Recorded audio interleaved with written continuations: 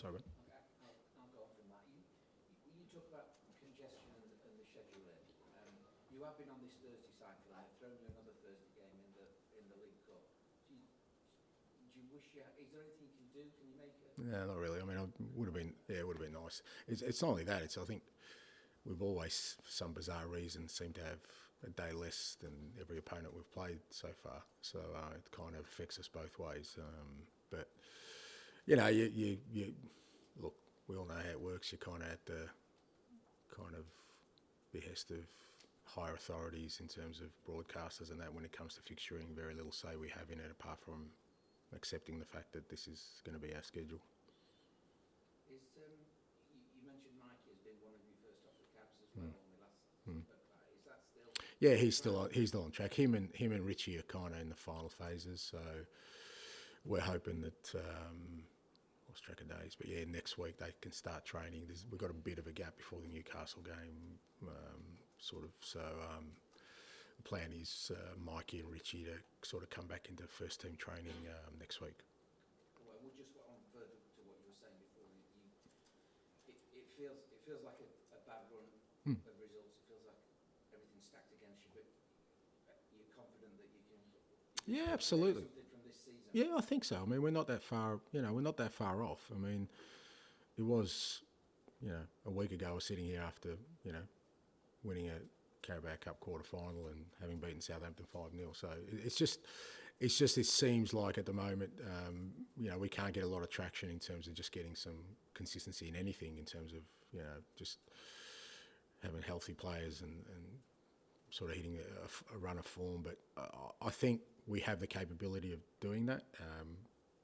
We just need some reinforcements. Some will come when we get some injuries back. But, look, I still think, you look at, some of the teams that are above us, they're 4 or 5 points above us in the league.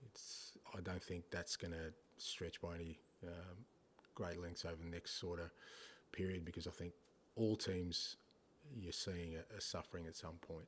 Ours is probably a bit more extreme than others, but I'm confident we'll work through that, and once we get through it, like I said, I think we'll come out stronger for it.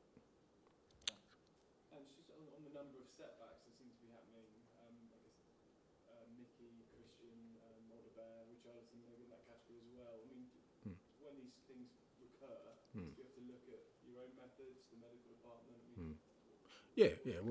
Obviously, we look at it. I think that's been our major problem this year, is guys who are coming back from injury rather than us losing players as such. Because, knock on wood, but the core group of players who are playing every game and training every game are having no issues. So, we're kind of looking at those things and why that's happening. It certainly happened too often this year, where guys have come back and and they're the ones who are missing. Most of them, I think, just about all of them, apart from maybe Vic, reoccurrence of another injury. So, even with Romero, even though it's, it was a different injury, it's still a guy coming back. So it is stuff we're looking at. With the schedule being what it is now, I think you're about to have nearly a week off, but that'll be the first one since August. Yeah. Tell me about it. Does everything have to change? Do you have to change the way you do sports science, and is this a kind of brave new world of? Look, I don't know. It is challenging. It is something that, like I said last week, I think all clubs are going to have to sort of get their heads around, and maybe authorities have to get their heads around, because I think one of two things need to happen. Well, either you kind of somehow, change the fixture schedule, which doesn't seem feasible, or you allow clubs bigger squads, and then you've got other issues with that as well. But I think the attrition rate you're seeing with and like I said, it's not just us at the moment. We're going through a particularly bad period at the moment. I think Newcastle went through it last year, and affected them pretty badly. They were in obviously Champions League as well, and probably didn't have the squad to cope with it. So it hits certain clubs at different times, but I think it's becoming more prevalent. And for all of us, it's a challenge as to how we navigate this process to try and keep our players healthy, and kind of how we because it's not just, it's a physical thing, it's a mental thing. Like I said, it's, for us, it's been constant since August. So, even mentally, the players, you've got to feel it. We're only halfway through, not even halfway through the year yet, and yet, they're not getting it. They're not going to get a break now. So, all those kind of things are things we're constantly sort of assessing. Can I just ask, after the Liverpool game, it felt like you sort of suggested you weren't going to talk about your approach anymore. You sort of said, I'm done answering those questions. And was that kind of heat of the moment thing after the game, or can we expect you to? Well, I'm going to get asked about it, so obviously I'm going to.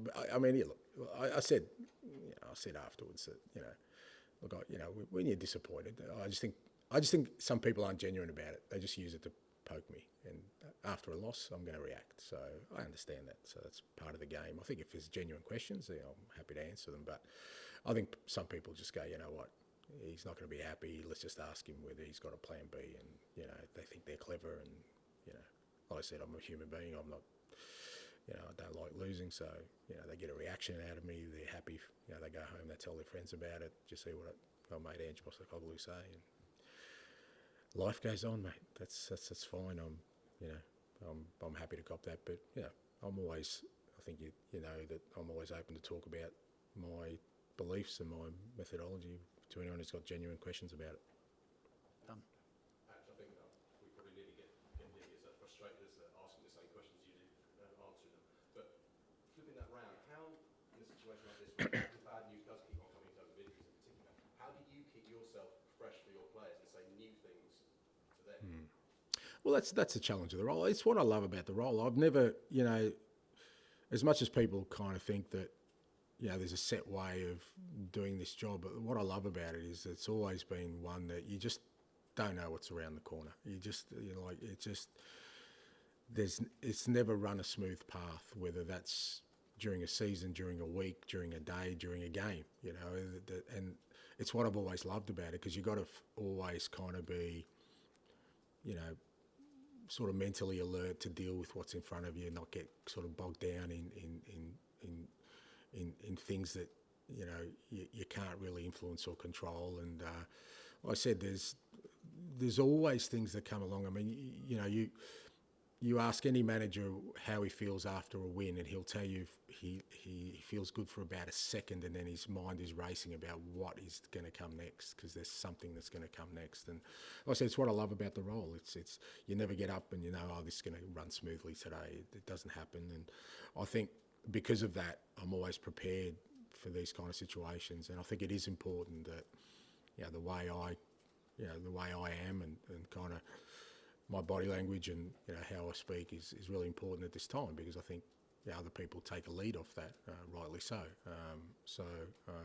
But I'm I've often said in the past, this is we're in a tough spot, and there's a big fight at hand. But I love that. I love that I'm right in the middle of it, and my job is to try and get us out of it. So that positivity is important, because given that another injury to Jackson, that feels like a bit of bad news. But I guess in these situations, the players can start using that kind of that negativity as an excuse. And to be fair, credit to the players, they haven't. They're still trying so hard. I mean, I think that's the first thing you kind of look at as a manager is are the players still responding to this? Are they kind of looking for an alternative out there? But I haven't sensed that at all.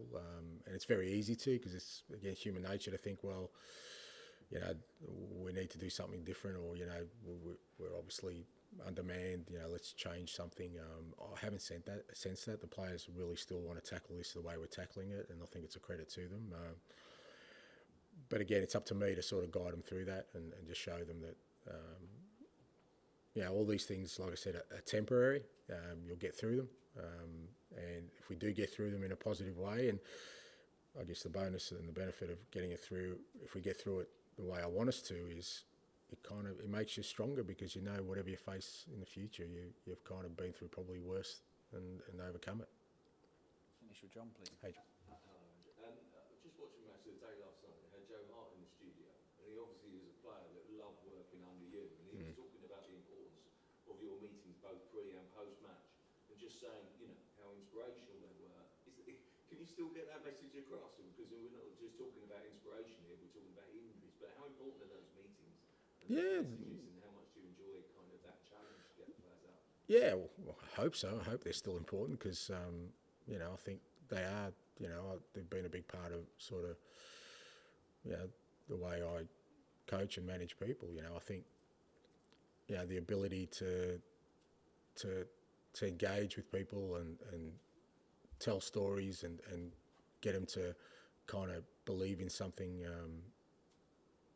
I think is important. I think if something resonates with someone, they're more likely to go, you know, that extra level in terms of effort, in terms of commitment to do something if they can sort of understand it, why we're doing it. And so it's an important part of kind of what I do. And, you know, I still put a lot of stock in that. I think a lot about what I say to players and why I'm saying it, so that, you know, hopefully, like I said, especially in tough times, that they still feel they're connected to what we're trying to build and trying to create. So it's I think it's really important. Do you often veer away from football? Yeah, very often. Yeah. I mean, you know, some of it's lost to them because of the generation gap, but that doesn't stop me. I still keep going, and I'll tell stories. Oh, whatever. I mean, I think there's always things in life that you can sort of relate to in terms of what we're trying to do as a club, and even the way we're playing. You know,